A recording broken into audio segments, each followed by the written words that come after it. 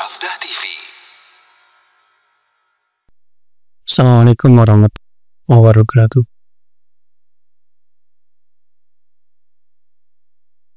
Innal hamdalillah nahmaduhu wa nasta'inuhu wa nastaghfiruh wa na'udzu billahi min shururi anfusina wa min sayyiati a'malina.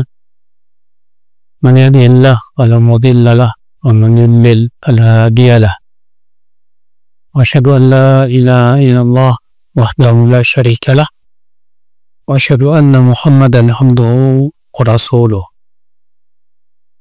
Qala Allah Ta'ala fi kitabihil karim, ya ayyuhallazina amanu taqullaha haqqa tuqatih wa la tamutunna illa wa antum muslimun, amma ba'd. Diterangkan ikhwatal Islam, kitab tauhidnya, kita masuk ke bab maja'a fi himayatil Mustafa janabat tauhid wa saddihi kulla tariqin yuwassilu ila syirk. Bab bahwa Rasulullah SAW menjaga kemurnian tauhid dan menutup segala jalan yang bisa menyampaikan kepada kesyirikan.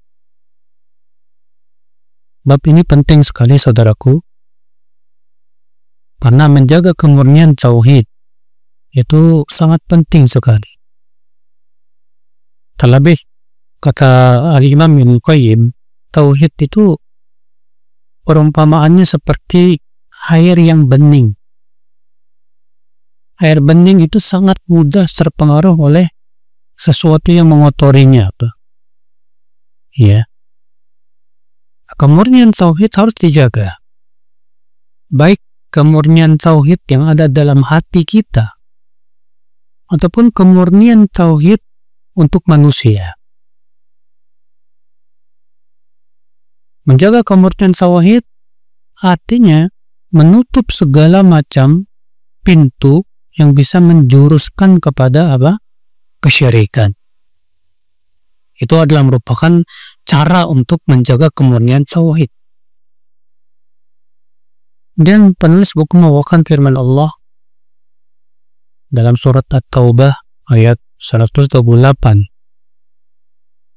Allah Ta'ala berfirman, laqad ja'akum rasulun min anfusikum azizun 'alaihi ma 'anittum harisun 'alaikum bil mu'minina raufur rahim. Sungguh telah datang kepada kalian rasul dari diri kalian. Bagaimana sifat rasul itu? Azizun 'alaihi ma 'anittum. Merasa susah terhadap kesulitan yang menimpa kalian.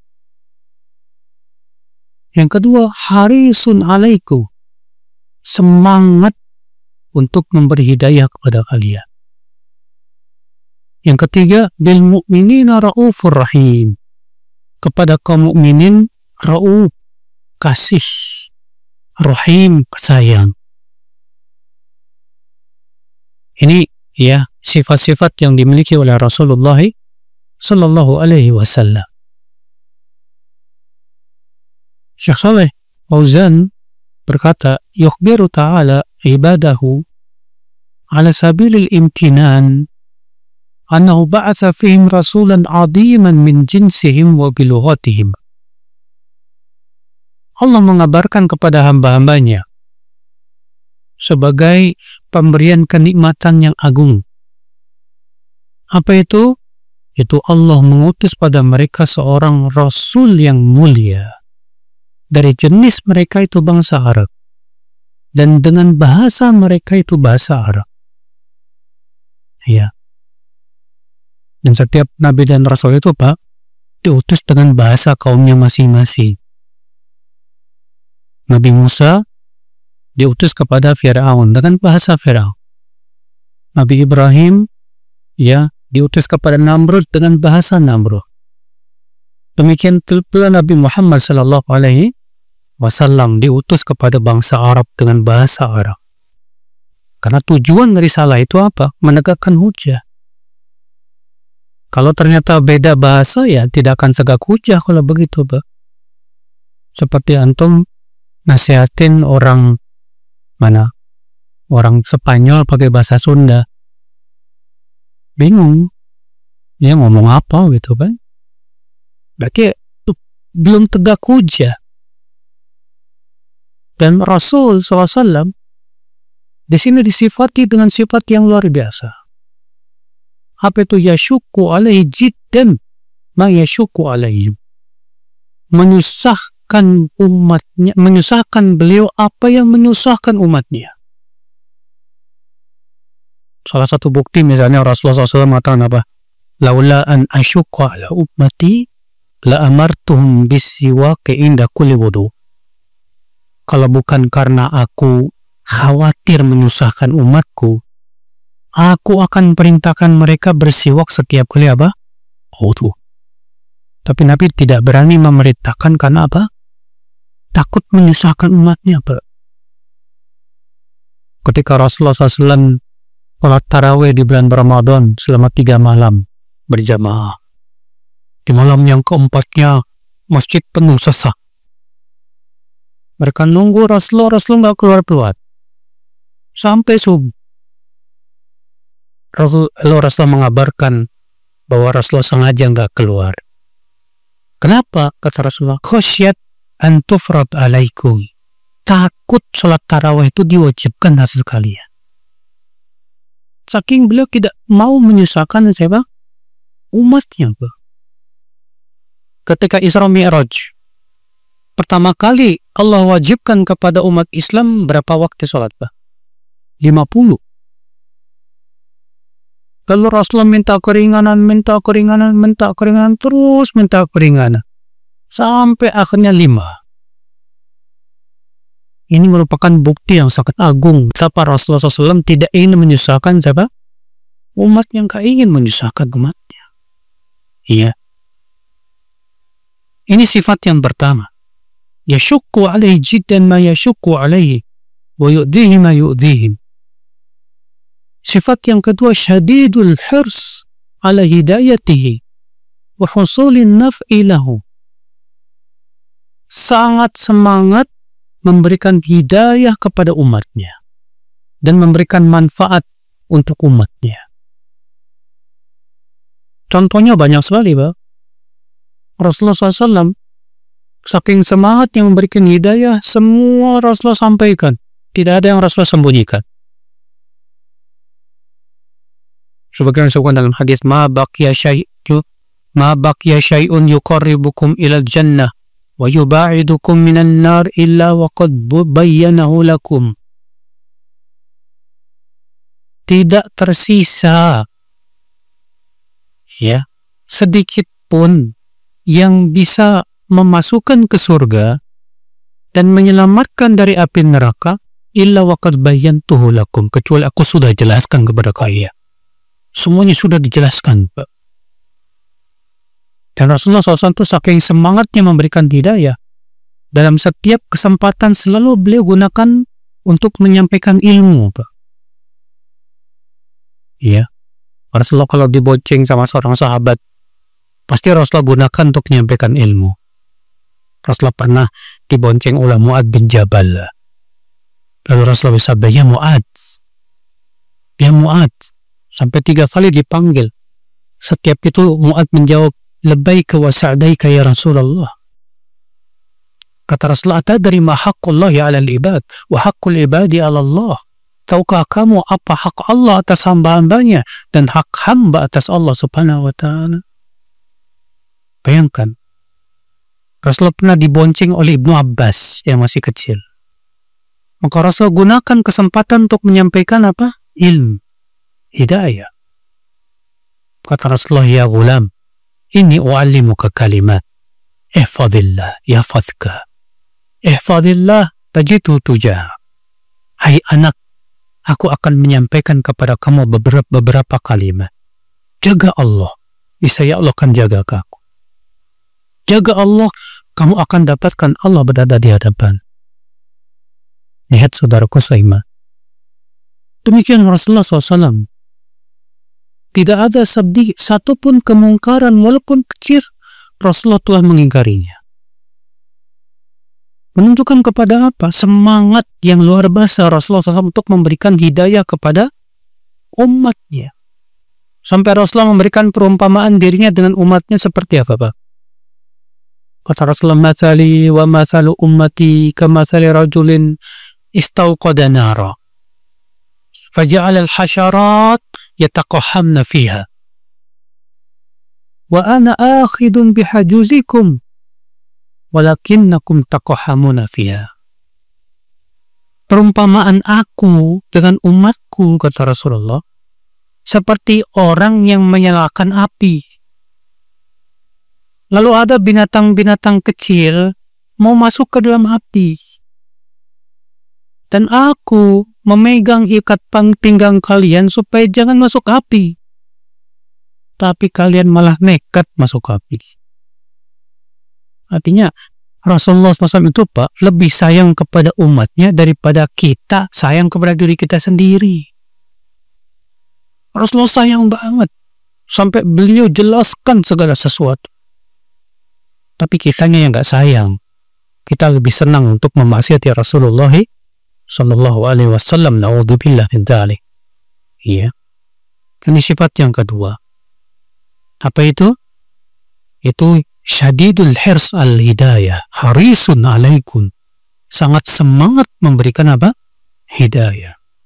Makanya kita pun juga harus semangat, Pak, memberi hidayah pada manusia itu, Pak. Ya. Jangan sampai kita habis udah ngaji, stuck. Nggak mau ngajak orang. Salah itu, Pak. Kita udah dapat hidayah pada sunnah, alhamdulillah. Kita dapat hidayah tauhid, alhamdulillah. Maka kita harus semangat untuk mengajak orang kepada sunnah. Mengajak orang kepada tauhid. Semangat. Sebagaimana halnya Rasulullah SAW sangat semangat. Dan kalau kita lihat di zaman sekarang, Pak, orang-orang yang sesat aja semangat banget tuh, Pak, mengajak kepada kesesatannya. Iya nggak? Antum lihat orang Syiah, bagaimana semangat mereka berdakwah. Antum lihat bagaimana orang Nasrani, bagaimana semangat kristenisasi mereka. Antum lihat berbagai macam pemikiran-pemikiran yang menyimpang, semangat mereka untuk menyampaikan pemikiran mereka yang menyimpang itu. Kita, ya, yang mengaku Ahlus Sunnah terkadang diam berpangku, diam aja. Nggak ada semangat, wallahi akhi. Ini tercelai, nafi. Terus semangat. Iya. Paling banter antum sampaikan hadis, ayat dengan tafsirnya kepada teman-teman antum di grup. Masya Allah, alhamdulillah. Atau antum sampaikan jadwal kajian seorang ustadz, ngajak orang supaya ngaji. Alhamdulillah. Yang jelas setiap kita, Pak, semangat, Pak, untuk mengajak kepada apa? Kebaikan. Sifat yang ketiga, bil mu'minina raufur rahim. Ay syadidis syafaqah war rahmah bil mu'minin khasatan minhum. Sangat sayang kepada kaum mukminin. Bagaimana bentuk kasih sayang Rasulullah kepada kaum mukminin, Pak? Banyak. Di antaranya, Pak, ketika Allah turunkan firman Allah itu, firman Allah dalam surat Al-Maidah, in tu'adzibhum fa innahum ibaduk wa in taghfir lahum fa innaka antal azizul hakim. Ya Allah, jika engkau mengadab mereka, mereka hamba-hambamu. Dan jika engkau memaafkan mereka, engkau maha perkasa lagi maha bijaksana. Rasulullah menangis ketika turun ayat ini. Kalau Rasulullah bersabda, ummati, ummati. Umatku, umatku. Ini riwayat yang sahih, ya. Adapun riwayat yang menyebutkan Rasulullah mau meninggal mengatakan ummati, ummati, itu riwayat yang mungkar. Ya. Yang sahih, Rasulullah nangis menyebut ummati, ummati itu ketika turun ayat tadi. Surat Al-Maidah. Lalu Allah mengirim Jibril. Allah berfirman, hai Jibril, idhab ila Muhammad wasallu ma yubkik. Hai Jibril, pergi kamu kepada Muhammad. Tanya dia, apa yang membuat kamu menangis?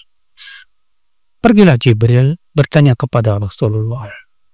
Yang Rasulullah menyampaikan kepada Jibril yang membuat beliau menangis, memikirkan umatnya. Pergilah Jibril kepada Allah. Lalu Allah berfirman kepada Jibril, ya, izhab ila Muhammad wa basyirhu anni sa'urdika an ummatik wala asuk. Pergi kamu ke Muhammad dan beritahu dia bahwa aku akan ridhokan kamu terhadap umat. Aku tidak akan menyusahkan kamu. Mendengar itu Rasul pun gembira. Saking sayangnya Rasulullah kepada siapa? Kepada umatnya. Di antara bentuk kasih sayang Rasulullah, Bapak, di antara bentuk kasih sayang Rasulullah, semua nabi dan rasul sebelum Rasulullah menyegarakan doanya untuk umatnya di dunia. Sedangkan doanya Rasulullah untuk umatnya disimpan nanti di hari kiamat. Berupa apa? Syafaat. Saking sayangnya Rasulullah SAW apa? Kepada umatnya. Kata Rasulullah, ukhtirtu baina an yudkhala nisfu ummatil jannah wa baina syafa'ah. Aku diberikan oleh Allah pilihan antara separuh umatku masuk surga atau aku diberikan syafaat. Fakhtartu syafa'ah. Aku lebih memilih syafaat saja.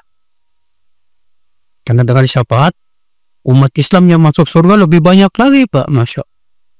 Bayangkan kasih sayang Rasulullah Shallallahu Alaihi Wasallam. Sayang beliau itu, Pak. Iya. Maka dari itulah ya akhwal Islam, kita bersyukur diberikan oleh Allah Nabi yang sangat kasih sayang kepada umatnya. Nabiur Rahmah. Nabi yang penuh kasih sayang. Ikhwata Islam saudaraku seiman. Dari ayat ini kata Syekh Shalih Fauzan kita ambil faidah ma yustafadu minal ayah. Faedah yang pertama, anna Rasulullah sallallahu alaihi wasallam qad hadzara ummatahu min asy-syirk wa ba'adaha minhu wa sadda kulla tariqin yufdi biha ilaih. Rasulullah SAW sudah mewaspadakan umatnya tentang bahaya syirik dan berusaha menjauhkan umatnya dari kesyirikan. Dan Rasulullah sudah menutup semua pintu yang bisa menjuruskan kepada kesyirikan. Kenapa? Karena Allah menyifati Rasulullah apa tadi? Semangat dalam memberi apa? Hidayah. Gak mungkin Rasulullah SAW sudah ngajarin tentang apa? Tata cara buang air. Rasulullah sudah mengajarkan tidak? Adab buang air. Ada berapa adab? Ada sekitar 12 adab, Pak. Buang air aja. Buang air aja udah diajarin. Masa masalah tauhid syirik gak diajarin? Gak mungkin. Ada seorang musyrik datang kepada Salman Al-Farisi dan berkata, "Inna sahibakum qad 'allamakum kulla syai'in hatta al-khira'ah." Nabi kamu itu sudah mengajarkan segala sesuatu sampai-sampai tata cara buang air. Kata Salman apa? Ajal, benar sekali. Kalau masalah buang air aja diajarin, masa masalah akidah yang sangat penting Rasul tidak ajarkan? Gak mungkin. Apalagi syirik, tahu sendiri. Syirik, dosa yang tidak akan Allah ampuni kalau seseorang mati di atasnya. Gak mungkin Rasulullah SAW tidak mengajarkan tentang apa? Hakikat syirik, gak mungkin. Aneh kalau di zaman sekarang itu, Pak, kalau ada orang yang berbicara tentang tauhid, syirik, wah ini katanya Wahabi nih. Ini suka memecah belah umat nih. Seakan-akan kita ini udahlah mau masalah akhlak aja udah. Udahlah mau masalah fikih aja. Seakan-akan Rasulullah nggak pernah ngajarin masalah akidah, masalah tauhid. Padahal itu masalah yang paling besar. Pokok agama yang paling pokok. Mana mungkin akhir Rasulullah SAW tidak mengajar? Ikhwata Islam saudaraku seiman. Tapi itulah memang masalahnya di zaman sekarang ini banyak yang doyan syirik, Mas. Ketika kita jelaskan tentang kesyirikan, oh ya, mereka gak terima kalau perbuatan mereka dianggap apa? Syirik. Ikhwata Islam saudaraku seiman, rahimani wa rahimakumullah jami'an. Faedah yang kedua, at-tanbih ala ni'matillah ala ibadihi biirsali hadha rasulil karim ilaihim wa kaunuhu minhum. Peringatan tentang nikmat Allah yang Allah berikan kepada hamba-hambanya dengan diutusnya Rasul yang mulia ini. Dan Rasul ini dari jenis mereka, dari manusia, bukan dari malaikat atau dari yang lain, enggak. Nikmat, Pak. Diutusnya Rasul itu nikmat tidak, Pak? Wallahi nikmat, Pak. Bayangkan kalau Allah tidak mengutus Rasul, gimana kita tahu jalan menuju surga? Enggak tahu. Bayangkan kalau Allah tidak mengutus para Rasul, kita tidak akan tahu bagaimana cara ibadah. Kita akan menjadi binatang ternak, Pak. Seperti binatang ternak. Coba antum lihat. Orang yang nggak pernah belajar, nggak pernah ngaji, yang jauh dari kajian, Pak. Antum lihat hidupnya kayak binatang ternak. Ya nggak? Ya. Kerjanya cuma hardolin aja. Dari modal ulin. Itu orang Sunda. Iya. Kerjaannya cuma ngikutin syahwat aja. Cuma nyari dunia aja. Kalau kayak gitu apa bedanya dengan binatang ternak, ya nggak? Binatang ternak kan kerjaannya cuma cari makan, kawin, tidur, cari dunia, udah selesai. Tapi dengan diutusnya Rasul, kita tahu tentang hakikat tujuan hidup kita di dunia. Hidup kita terbimbing, Pak. Kita tahu ini benar, ini salah, ini dosa, ini pahala, ini jalan ke surga, ini jalan ke neraka. Dengan diutusnya Rasul, kita menjadi manusia yang sempurna, Pak, di sisi Allah. Menjadi manusia yang mulia di sisi Allah. Makanya antum lihat, orang-orang yang baru masuk Islam, yang sudah pernah merasakan bagaimana jahiliyahnya, apa pahitnya jahiliyah, mereka akan merasakan manisnya keimanan, manisnya hidayah. Beda dengan orang yang kita belum pernah merasakan masa jahiliyah. Ya, mungkin kita tidak akan merasakan bagaimana manisnya keimanan dan hidayah. Tapi orang yang sudah merasakan pahitnya jahiliyah, tahu benar akan kebenaran Islam ini, Kak. Untuk melihat di YouTube banyak tuh ya, tentang kisah orang-orang barat yang masuk Islam. Bagaimana mereka setelah masuk Islam, mereka merasakan kenikmatan hidup, ketenangan, ketentraman yang sebelumnya mereka nggak dapatkan itu. Itu nikmat yang agung, wallahi akhal Islam, saudaraku seiman. Faedah yang ketiga, madhu nasabi Rasul SAW, bahwa min samimil Arab, wa ashrafihim baitan wa nasaba. Pujian terhadap nasab Rasulullah SAW. Di mana Rasulullah SAW itu nasabnya paling mulia. Nasabnya paling apa? Mulia. Ketika Heraklius bertanya kepada Abu Sufyan yang saat itu masih kafir. Apa kata Heraklius kepada Abu Sufyan? Kaifa nasabu fikum? Bagaimana nasab orang yang mengaku Nabi ini di antara kalian? Apa kata Abu Sufyan? Huwa fina du nasab. Ia orang yang paling mulia nasabnya di antara kami. Apa kata Heraklius? Kadzalika Rasul yub'atsu fi nasabi qaumi. Demikian memang semua nabi dan rasul diutus pada nasab yang paling mulia di kaumnya. Iya. Nah, akhwat Islam saudaraku seiman. Makanya nasabnya Rasulullah itu mulia sekali. Cuma kan di zaman sekarang banyak orang yang ngaku keturunan Rasul, Pak. Tapi amaliyahnya boro-boro ngikutin Rasul. Iya.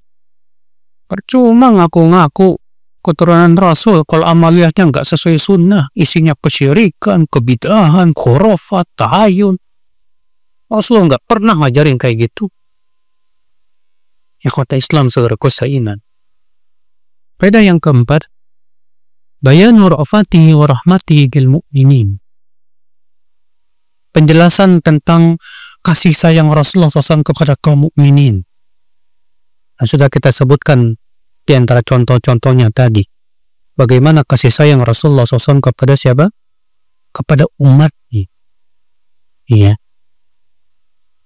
Ya kota Islam saudaraku seiman. Di antara bentuk kasih sayang Rasulullah juga apa? Rasulullah pernah korban 2 ekor kambing. Korban 2 ekor kambing. Satu kambing beliau ucapkan apa? Hada anni wa an ahli baiti. Ini dariku dan untuk ahli baitku. Satu kambing lagi Rasulullah niatkan apa? Hada anni wa amman lam yudahi min ummati. Ini dariku dan untuk umatku yang tidak mampu untuk berkorban. Lihat. Betapa kasih sayangnya Rasulullah SAW untuk siapa? Umat. Dan Rasulullah SAW selalu menyertakan dalam doanya mendoakan kaum mukminin. Allah yang menyuruh. Allah berfirman, "Wastaghfir li dzambika walil mu'minina wal mu'minat." Mohonkan ampunan untuk dosamu dan untuk mukminin dan mukminat. Ikhwata Islam saudaraku seiman. Faedah yang kelima, fiha dalilun ala dhildati wa syiddati al-kufari wal munafiqin. Ayat ini menunjukkan bahwa Rasulullah SAW itu tegas, Pak, ya, terhadap orang kafir dan orang munafik. Rasulullah SAW bersabda, la taj'alu buyutakum kubura wa la taj'alu qabri ida wa sallu alayya fa inna salatakum tablughuni haitsu kuntum. Rawahu Abu Dawud bi isnadin hasan wa ruwatuhu thiqat. Dari Abu Hurairah, semoga Allah meridainya, seorang sahabat yang paling banyak meriwayatkan hadis. Padahal Abu Hurairah tuh, Pak, menemani Rasulullah SAW itu hanya 3 tahun, Pak. Tapi anehnya, periwayatan Abu Hurairah jauh lebih banyak dibandingkan periwayatan Abu Bakar dan Umar. Sementara Abu Bakar dan Umar bersahabat dengan Rasulullah sudah sangat lama sekali. Tapi kok Abu Hurairah yang paling banyak periwayatannya? Apa sebabnya? Gara-gara inilah, Pak, orang-orang orientalis, orang-orang yang munafik menikam Abu Hurairah. Iya. Para ulama sudah menjelaskan kenapa Abu Hurairah sahabat yang paling banyak periwayatan hadisnya. Sebab yang pertama, selama 3 tahun itu Abu Hurairah selalu mulazamah dengan Rasulullah SAW. Kemana saja Rasulullah pergi, Abu Hurairah ikut. Ketika banyak sahabat sibuk dengan bisnis, sibuk dengan pertanian, Abu Hurairah enggak. Abu Hurairah ikut ke Rasulullah kemana saja. Iya. Itu sebab yang pertama. Kenapa Abu Hurairah menjadi orang yang paling banyak meriwayatkan apa? Hadis. Sebab yang kedua, doa Rasulullah. Di mana Abu Hurairah mengeluh, "Ya Rasulullah, aku banyak mendengar hadis dari engkau dan aku banyak lupa." Maka kemudian Rasulullah SAW pun meminta selendang Abu Hurairah, lalu mendoakannya. Lalu Rasulullah bersabda, "Peluklah selendang ini." Dipeluk oleh Abu Hurairah. Semenjak itu, kata Abu Hurairah, aku tak pernah lupa lagi. Iya. Jadi doa Rasulullah SAW supaya hafalan Abu Hurairah nggak error. Itu tidak aneh, Masya Allah. Yang ketiga, Abu Hurairah sepeninggal Rasulullah SAW orang yang paling semangat menyampaikan hadis. Sampai-sampai di zaman Umar, Abu Hurairah sering dicapuk sama Umar.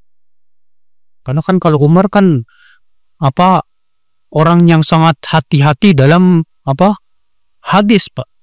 Kalau ada sahabat yang membawakan hadis di zaman Umar, maka Umar minta saksinya, mana saksikan. Kalau nggak ada, dikampuk Umar, dipukul. Perbuatan Umar ini terpuji, Pak. Untuk apa?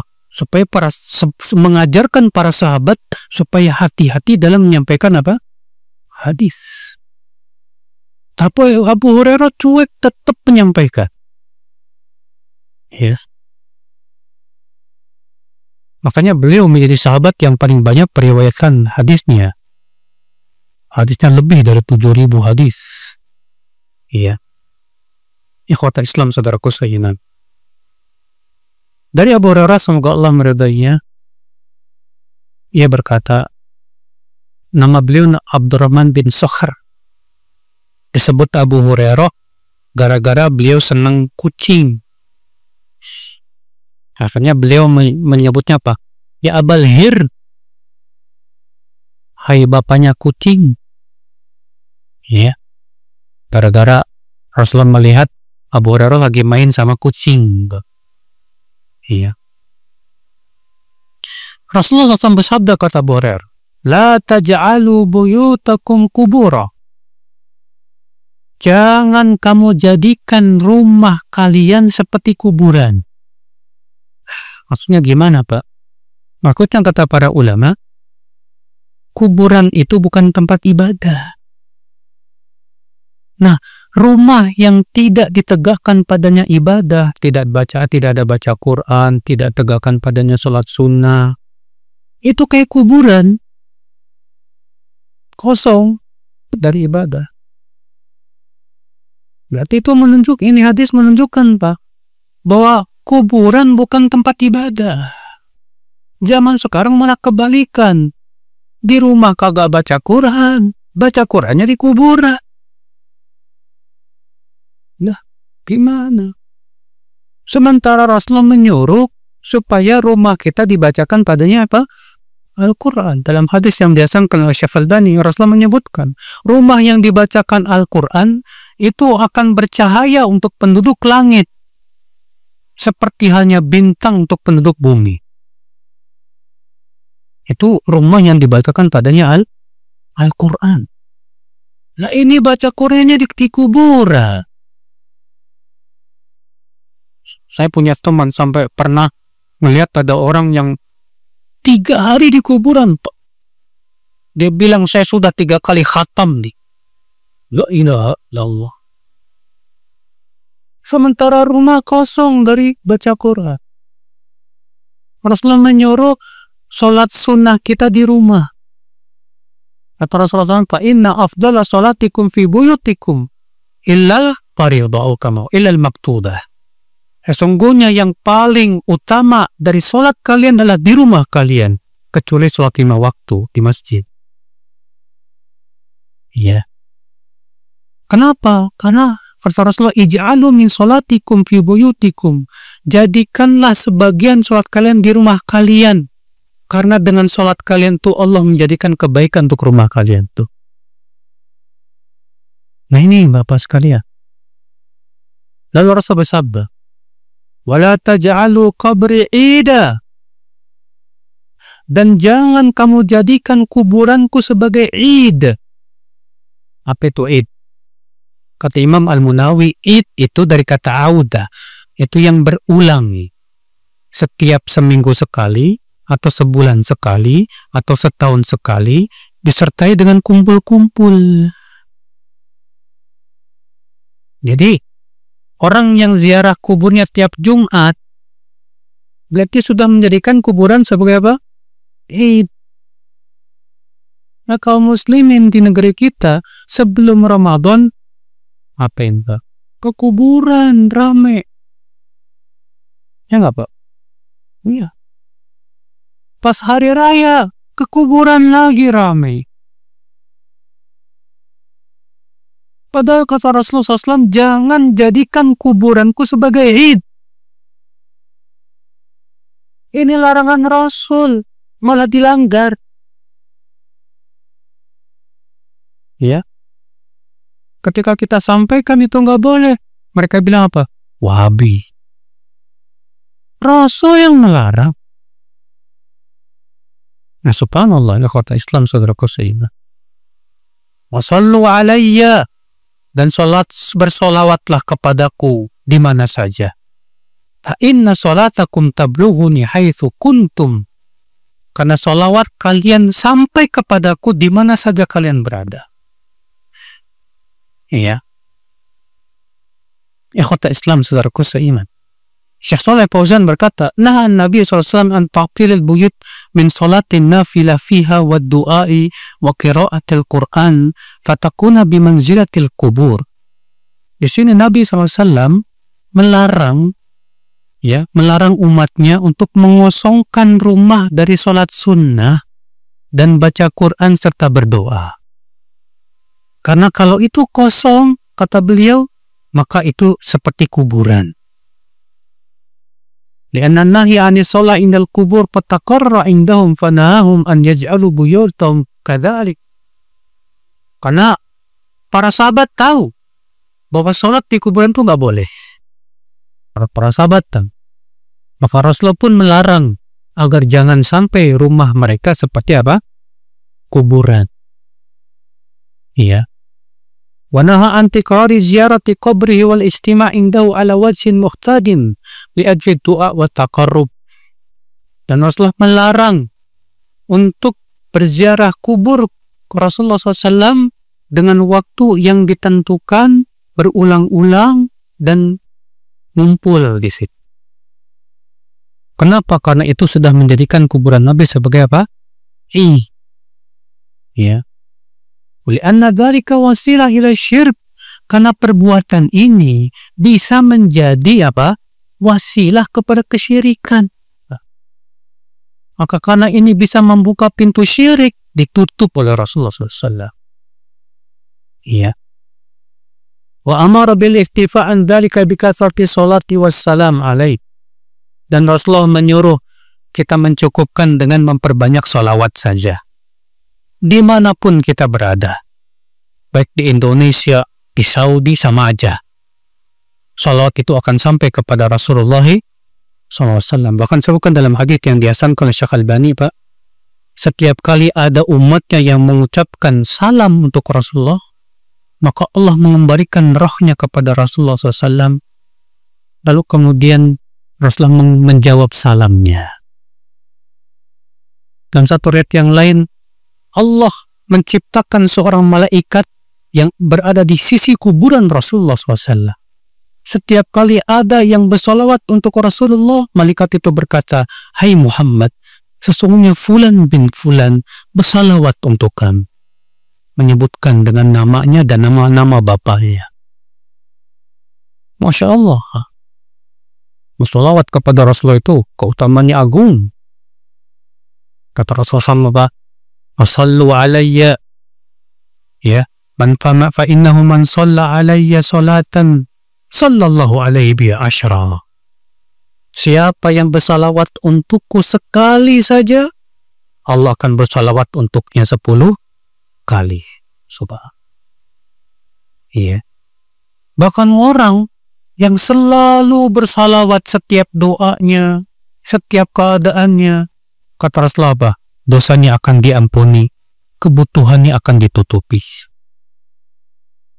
Iya. Cuman kan Pak, zaman sekarang ada itu Pak, tren gini, pengen rumah, solawatin. Pengen mobil, solawatin. Mungkin dia mengambil pemahaman dari hadis tadi. Bahwa orang, ya, kata Rasulullah SAW kepada sahabat yang menjadikan seluruh doanya untuk sholawat kepada Rasulullah, kata Rasulullah, "Idan yukfar dzambuk wa tukfa hammuk." Kalau begitu akan diampuni dosamu dan akan dipenuhi keinginan. Ya. Tapi kan bukan kebiasaan Rasulullah begitu kepada para sahabat. Gak pernah Rasulullah berkata kepada para sahabat, kalau pengen rumah, salawatin. Kalau pengen mobil, salawatin. Gak ada itu. Ya. Tercela, Pak. Tercelanya kenapa? Ibadah yang sangat mulia yaitu salawat, tujuannya hanya sebatas dunia. Ya. Coba antum baca surat Hud ayat 15-16. Man kana yuridul hayata dunya wa zinataha nuwaffi ilaihim a'malahum fiha wa hum fiha la yubkhasun. Ulaika alladhina laysa lahum fil akhirati illa an-nar wa habita ma sana'u fiha wa batilun ma kanu ya'malun. Siapa fatau? Siapa yang menginginkan dunia dan perhiasannya dari amal ibadahnya, kami akan berikan apa yang dia inginkan itu tanpa dikurangi. Tapi mereka di akhirat tidak mendapatkan apapun kecuali api neraka. Batal amalnya, sia-sia perbuatannya, kata Allah. Gara-gara salah niat. Ibadah tujuannya hanya pengen dapat dunia. Ya. Saudaraku seiman. Baik, dari hadis ini kita ambil faidah, kata Syekh Shalih Fauzan, ma yustafadu minal hadis saddu turuq al-mufliyah ila syirik. Itu menutup jalan yang bisa menjurus kepada kesyirikan. Tutup semuanya. Ya, di antaranya yang Rasulullah di sini lakukan apa? Yang pertama, jangan menjadikan kuburan Rasul sebagai apa? Karena ini bisa menjurus kepada kesyirikan. Yang kedua, Rasulullah SAW ya melarang ibadah di kuburan. Melarang ibadah di mana? Di kuburan. Walaupun ibadah tujuannya untuk Allah, bukan untuk si penghuni kubur, tapi itu bisa menjadi pintu menuju apa? Kesyirikan. Makanya Rasulullah tidak pernah, Pak, mengajarkan kepada sahabatnya, kalau kamu ziarah kubur baca Quran. Ada hadisnya. Saya tantang orang yang suka baca Quran di kuburan, saya tantang sebutkan satu saja hadis Rasulullah menyuruh umatnya untuk baca Quran di kuburan. Hadis yang sahih ya. Hadis yang palsu sih ada. Iya. Tapi untuk hadis yang sahih nggak ada. Aisyah radhiyallahu anha pernah tanya, "Hai Rasulullah, kalau aku ziarah kubur, apa yang aku baca?" Pertanyaan Aisyah ada dalam sahih, dalam riwayat Muslim, Abu Daud dan yang lain. Kalau aku ziarah kubur, apa yang aku baca, hai Rasulullah? Apa kata Rasulullah? Ucapkan assalamualaikum dara qaumul mu'minin wa inna insyaallah bikum lahiqun nas'alullah lana walakumun afiya. Udah sampai situ. Rasulullah enggak ngomong ke Aisyah, baca surat ini, baca Quran dan yang lainnya. Gak ada. Adapun hadis iqra'u ala mautakum Yasin, bacakan Yasin untuk mayat kalian. Para ulama menyebutkan bahwa yang dimaksud hadis ini, kalau ternyata hadis ini memang hasan, itu bagi mereka yang sedang sekarat, belum mati. Iya. Wa illa hadis ini lemah. Karena di dalam sanadnya ada dua perawi yang majhul. Sehingga itu tidak bisa dijadikan hujah. Ikhwata Islam saudara kosein. Karena Al-Quran itu kan peringatan buat orang yang hidup. Baca saja yang suka Yasinan. Ada atau ayatnya. Liyundhiru man kana hayya. Dan surat Yasin. Agar Al-Quran itu memberikan peringatan kepada orang yang hidup. Ini kenapa dibacain sama orang mati? Ya. Ya kata Islam saudaraku seiman, rahimani wa rahimakumullah jami'ah. Kemudian faedah yang kedua, masyru'iyatus salati wassalam alaihi fi jami'i anha'il ard. Disyariatkan kita untuk mengucapkan salawat dan salam di mana saja kita berada. Nah, itu pasti akan sampai kepada Rasulullah sallallahu alaihi wasallam. Kapan salawat sangat dianjurkan, Kak? Salawat sangat dianjurkan yang pertama di hari Jumat dan di malam Jumat. Rasulullah yang memerintahkan demikian, kata Rasulullah, aksiru minas salati alayya yaumal jumu'ah wa lailatal jumu'ah. Perbanyaklah bersalawat kepadaku di hari Jumat dan di malam Jumat. Iya. Jadi di malam Jumat sama hari Jumat perbanyak apa? Salawat. Yang kedua apa? Salawat ditekankan ketika kita mau masuk masjid. Rasulullah SAW kalau mau masuk masjid mengucapkan Allahumma salli ala Muhammad, Allahumma ftah li abwaba rahmatik. Ketika mau keluar, Allahumma salli ala Muhammad, Allahumma inni as'aluka min fadli. Ya.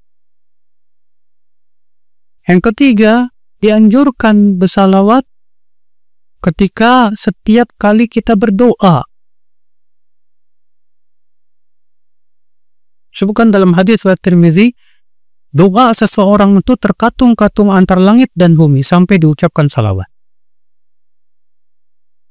Dalam satu yang lain, kullu du'ain mahjub hatta yusalli ala Nabi SAW.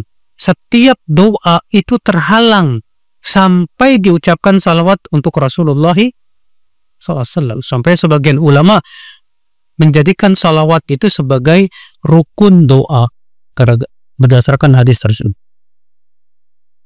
Karena doa kita nggak bakalan masih terhalang kalau kita tidak mengucapkan apa? Salawat. Iya. Demikian pula dianjurkan salawat ketika setelah selesai menjawab adzan. Kata Rasulullah SAW, "Idza sami'tumul muadzin yu'adzin, faqulu misla ma yaqulul muadzin, thumma sallu alayya." Apabila kalian mendengar muadzin adzan, maka ucapkanlah seperti yang diucapkan oleh muadzin. Kemudian bersalawatlah kepada aku. Ini ucapan Nabi ini untuk siapa? Untuk yang mendengar adzan atau untuk muadzin? Untuk yang mendengar. Karena Nabi mengatakan kalau kalian mendengar muadzin adzan, ucapkan seperti yang diucapkan muadzin. Kemudian sholawatlah kepadaku. Jadi sholawat itu buat pendengar. Lihat zaman sekarang, muadzin yang sholawatan. Di masjid pakai speaker kenceng-kenceng lagi. Ikhwata Islam saudaraku seiman rahimani wa rahimakumullah jami'ah. Faedah selanjutnya akhi yang ketiga, annahu la maziyata lil qurbi min qabri sallallahu alaihi wasallam. Tidak ada keistimewaan kita dekat dengan kuburan Rasulullah SAW. Nggak ada dalilnya bahwa orang yang dekat dengan kuburan Rasulullah SAW itu lebih istimewa daripada yang jauh. Maksudnya dalam salawat ya. Antum dekat ataupun jauh, salawat antum sampai. Iya. Namun tentunya keutamaan tinggal di kota Madinah ada keutamaannya. Iya. Karena kata Rasulullah SAW, "Man istata'a minkum an yamuta bil Madinah falyaf'al." Siapa di antara kalian yang mampu untuk meninggal di kota Madinah, lakukan. Karena aku akan menjadi saksi untuknya pada hari kiamat. Keutamaan meninggal di kota Madinah, Masya Allah, Pak. Iya. Rasul juga bersabda, "Wal Madinatu khairul lahum law kanu ya'lamun." Dan kota Madinah itu lebih baik buat mereka seandainya mereka tahu. Hadis ini Rasul berbicara tentang di akhir zaman. Di mana di akhir zaman orang-orang Pak ingin meninggalkan kota Madinah. Dan mereka berkata, halumu ila roho, ayo kita mencari penghidupan yang lebih enak. Maka Rasulullah bersabda, wal madinatu khairul lahum law kanu ya'lamun. Padahal kota Madinah lebih baik buat mereka seandainya mereka tahu. Karena Rasulullah mengabarkan sebelum Dajjal keluar, Madinah akan kosong, melempung. Nggak ada penduduknya, ditinggalin orang. Iya. Sementara sekarang Madinah masih ramai banget. Iya. Jadi di antara tanda dekatnya Dajjal keluar itu Madinah kosong. Makanya kalau sekarang ada yang bilang Dajjal udah keluar, bohong. Orang Madinah masih penuh gitu penduduk. Ya. Faedah yang keempat. Al-manhu minas safar li ziyarati qabrihi sallallahu. Larangan safar khusus untuk ziarah kubur. Larangan safar khusus untuk ziarah kubur. Terutama ya baik kuburan Nabi, apalagi kuburan selain Nabi SAW. Antum pergi ke kota Madinah hanya tujuannya mau ziarah kubur Rasulullah, nggak boleh. Tapi kalau antum pergi ke kota Madinah tujuannya untuk apa? Sholat di Masjid Nabawi. Kemudian setelahnya baru berziarah kubur Rasulullah, boleh. Karena tujuan utama antum adalah untuk sholat di Masjid Nabawi. Kenapa nggak boleh? Karena dilarang oleh Rasulullah. Rasulullah bersabda, la tushaddu rihal illa ila salatati masajid. Tidak boleh mengadakan perjalanan jauh kecuali ke 3 masjid. Kecuali ke apa? 3 masjid. Maksudnya tidak boleh mengadakan perjalanan jauh kemana? Ke tempat-tempat yang dianggap keramat. Ini hadis diriwayatkan oleh seorang sahabat namanya Abu Basir. Ada kisahnya, Pak. Waktu itu Abu Hurairah baru pulang dari Bukit Tur Sina. Lalu ketemu sama Abu Basir. Lalu Abu Basir bertanya, dari mana kamu hai Abu Hurairah? Kata Abu Hurairah, aku baru pulang dari Bukit Tur. Ngapain? Sholat di sana. Kalau tadi ketika berangkat kamu ketemu aku, kamu nggak bakal jadi berangkat. Emang kenapa? Kata Abu? Karena aku mendengar Rasulullah SAW bersabda, la tushaddu rihal illa ila salasati masajid. Tidak boleh mengadakan perjalanan jauh kecuali ke 3 masjid saja. Lihat, sahabat Abu Basir ini memahami, Pak, bahwa tidak boleh mengadakan perjalanan jauh itu untuk ke tempat-tempat dalam rangka ibadah. Ya. Faedah yang kelima, himayatu SAW janabat tauhid. Rasulullah SAW menjaga kemurnian tauhid. Jangan sampai manusia terjumus kepada kesyirikan, Pak. Maka beliau segera menutup pintu. Kemudian beliau bawakan hadis, penulis buku membawakan asar dan hadis juga. Wa an Ali ibn al-Husayn annahu ra'a rajulan yaji'u ila furjatin kanat inda qabrin Nabi sallallahu alaihi wasallam. Fayadkhulu fiha fayad'u fanahah wa qala ala uhaddithukum hadisan sami'tuhu min abi an jaddi an Rasulillahi sallallahu alaihi wasallam qala la tattakhidhu qabri ida wala buyutakum kubura fa inna taslimakum yablughuni aynama kuntum wa haitsuma kuntum. Rahu fil Mukhtar. Dari Ali bin Husain, ini cucunya Ali bin Husain bin Ali bin Abi Thalib. Cucunya apa? Ali. Ya, Ali bin Husain bin Ali.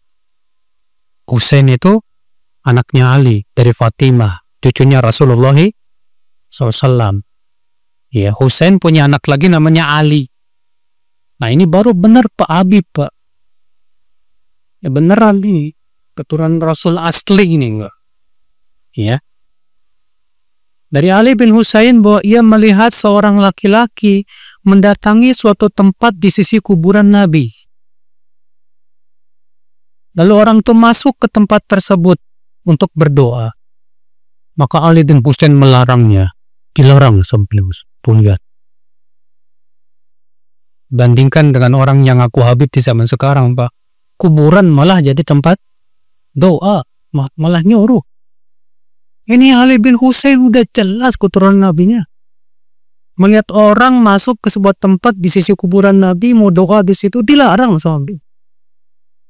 Lalu beliau berkata, aku akan sampaikan kepada kamu suatu hadis yang aku dengar dari ayahku, dari kakekku, yaitu Ali bin Abi Thalib.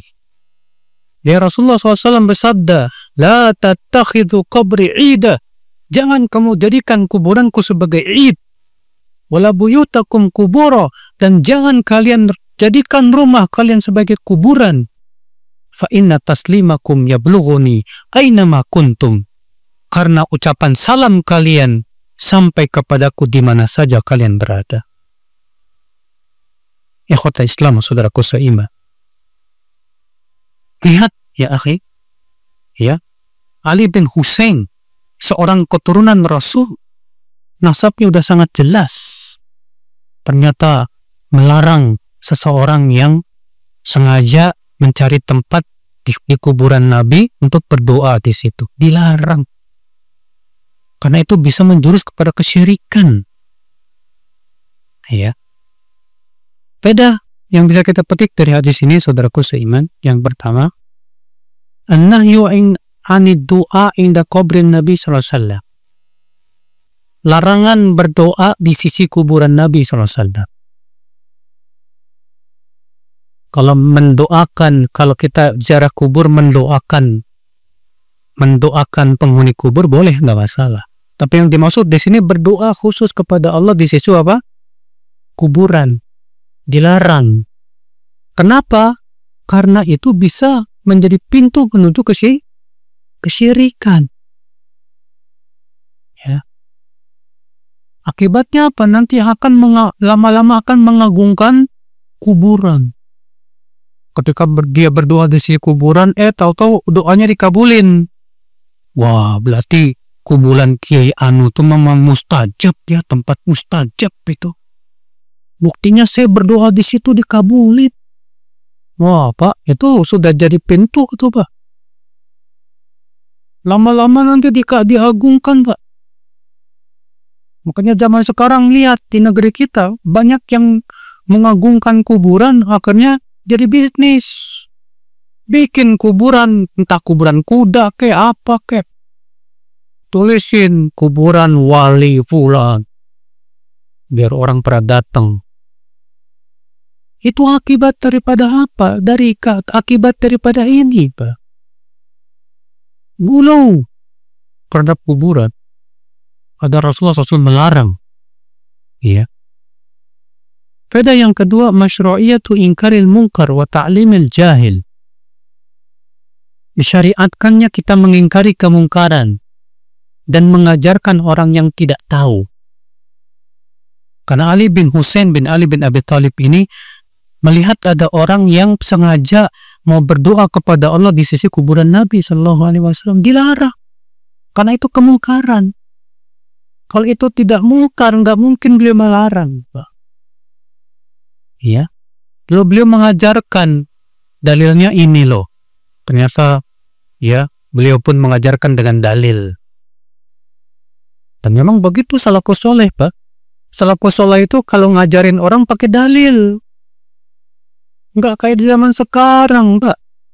Zaman sekarang kita disuruh taklid aja udah. Pas nanya dalil, gak boleh. Cuma saya sampaikan dalil, kamu gak pernah paham. Loh, justru seorang ustadz, seorang kiai, tugasnya memahamkan muridnya. Ini loh dalilnya. Agama kita itu dasarnya jelas, Quran dan sunnah. Ucapan ulama bukan dalil. Ya. Dibiasakan, Pak, kita ngajarin orang tuh pakai dalil. Seperti halnya ini, Ali bin Husain. Ketika mengingkari, langsung bawa dalil. Aku akan sampaikan kepada kamu hadisnya. Yang aku dengar dari ayahku, dari kakekku, dari Rasulullah SAW. Begitu caranya, Pak. Jelas pakai dalil. Kan enak kalau beragama pakai dalil. Dan alhamdulillah, Pak, dengan adanya dakwah sunnah, Pak, banyak kiai sekarang mulai belajar hadis. Apa katanya? Gara-gara dakwah salafi itu kita jadi repot. Kenapa? Selalu ditanya dalilnya mana? Dalilnya apa? Dulu nggak pernah nanya dalil, sekarang nanya dalil. Iya. Sekarang alhamdulillah dengan adanya dakwah sunnah orang jadi pinter. Jadi cerdas.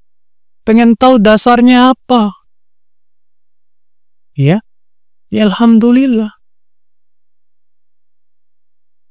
Faedah selanjutnya akhul Islam, an al-gharad asy-syar'i min ziyaratul qabri sallallahu alaihi wasallam wassalam alaihi faqat. Bahwa tujuan berziarah kubur Rasulullah hanyalah untuk mengucapkan salam untuk beliau saja. Jadi kalau antum datang ke kota Madinah habis umroh atau sebelum umroh lalu ziarah kubur, yang antum lakukan hanya mengucapkan apa? Salam untuk Rasulullah, kemudian Abu Bakar, kemudian Umar. Udah. Adapun kemudian antum berdoa di sisi kuburan Nabi, nggak boleh. Karena udah jelas dilarang di sini. Iya.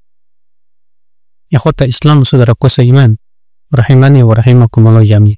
Taib, saya kira cukup sampai di sini. Demikian subhanakallah bihamdik. Asyhadu an la ilaha illa anta astaghfiruka wa atubu ilaik. Assalamualaikum warahmatullahi wabarakatuh.